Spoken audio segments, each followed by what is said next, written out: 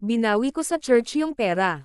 Dinonate ng nanay ko yung perang pinag-ipunan ko nung pandemic sa church, ang dahilan niya mas marami pa naman daw babalik.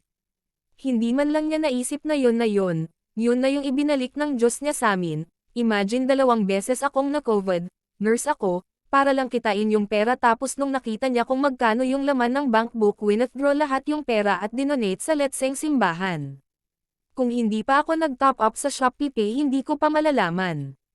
Kasalukuyan akong umangawa sa bahay habang biglang sumingit yung mama ko at proud na sinabing dinonate niya lahat para sa church. Wala man lang itinira maski piso since nabubuhay naman daw kami araw-araw at hindi naman daw kami naghihirap okay lang, pala desisyon.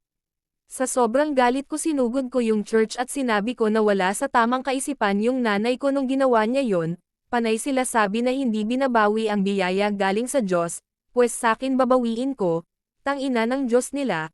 Tangina nila sa pang-brainwash sa mama ko para i-donate sa kanila lahat yung inipon ko, binawi ko lahat hanggang sa kahuli-hulihang sentimo, masama na kung masama, wala na kung pake kung para sa mga nangangailangan yon, nangangailangan din ako. Nakakadismaya na akin yung pera pero pinangunahan ako kung saan ko gagamitin.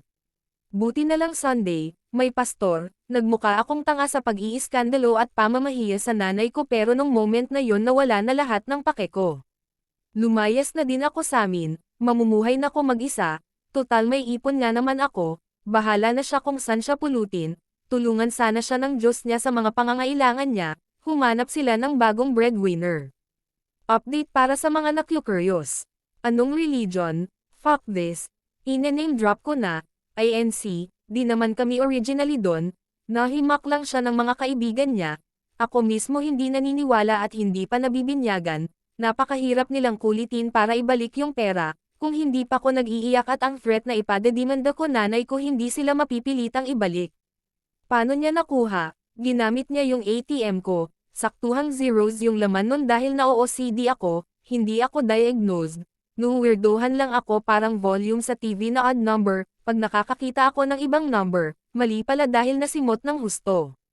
Kasalanan ko din at birthday ko yung password, never again. Kamusta ako? Hindi okay, naghahanap pa ako ng mauupahang bahay, pinarent sa akin ng friend ko yung isang room niya pero hindi ko balak magstay ng matagal, nakakahiya naman. Buti hindi ako materialistic na tao, ang konti lang ng dala kong gamit.